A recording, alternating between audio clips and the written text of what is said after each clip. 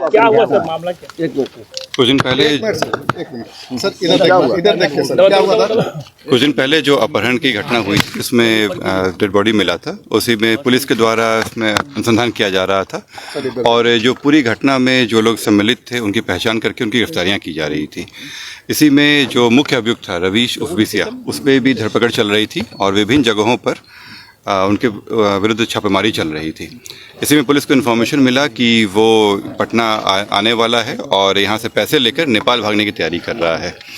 जानकारी मिली थी कि वो वैशाली साइड से नाव से आ रहा है और अपने जाके पैसा लेकर पटना से और नेपाल भाग रहा है। इसी क्रम में पुलिस के द्वारा दबिश बढ़ाई गई और घाटों पे उनकी चेकिंग चलनी शुरू हुई।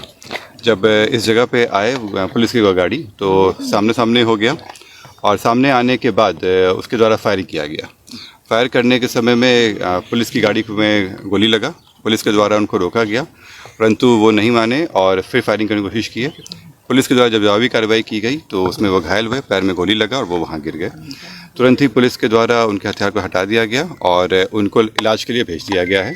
अभी वो इलाजरत हैं और फिर इसमें आगे अलग से केस करके आगे कार्य किया जाएगा। रवीश अकेले था या उनके साथ और भी कोई? अभी जो जानकारी मिली है उससे पूछताछ अभी हो नहीं पाया है ढंग से, क्योंकि अभी इलाजरत हैं वो।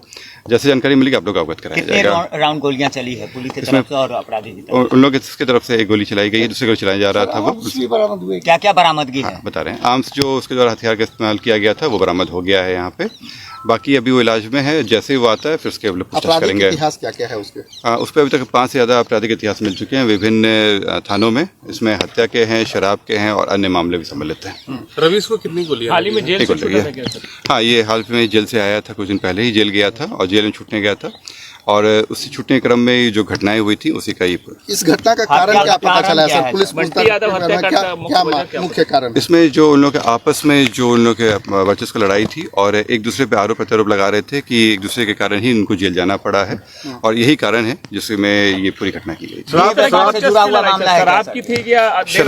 शराब को लेकर ही इन लोगों के बीच में प्रॉब्लम चल रहा था और उसी में लोग जेल गए थे। जो रवीश भी गया था जेल, वो शराब के मामले में गया था और इसी को लेकर दोनों के बीच में प्रॉब्लम चल रहा है। शराब का सिंडिकेट खड़ा कर रखा था रवीश ने। सिंडिकेट तो नहीं कहेंगे ये लोग, लेकिन शराब के लोग कारोबार में लगे हुए थे और इनका आपराधिक इतिहास भी बताता है इस तरह का कि पूर्व में भी रहे हैं और इसी कारण से इनकी पूरी घटना हुई। लोगों के साथ जो अभी तक आया है उसमें आया है कि इन लोगों के साथ में बातचीत वगैरह के हम लोग को मिले हैं ट्रेस। बाकी इन लोग से पूछताछ वगैरह में भी चीजें बातें आई हैं, जैसा अनुसंधान में आता है आप लोग बताया जाएगा। शराब के मामले में अभी जो पूरी घटनाक्रम में अभी 4 लोग की और गिरफ्तारी होनी बाकी है, उन पे भी लगातार काम चल रहा है, जल्दी गिरफ्तार होंगे। इस पे अभी काम चल रहा है। सर, जब रवीश गिरफ्तार हुआ था तो बंटी उसे जमानत देने के लिए उसे छुड़वाने की भी प्रयास कर रहा था जक्कनपुर थाना जाकर के। ये इस तरह का वो आया है, जब उसकी गिरफ्तारी हुई थी तो उस समय वो थाना पे आया था, जिससे ये स्पष्ट है कि इन दोनों के बीच में पहले से भी क्या चलता था और पहले के भी इतिहास भी, और आप लोग अवगत भी होंगे, वहाँ के लोकल लोगों को भी जानकारी है। और इसी जो गिरफ्तारी होने के बाद में ही इन लोगों के बीच में दूरियां बढ़ गई थी और ये जो है वो वर्चस्व को लेकर लड़ाई चल रही थी।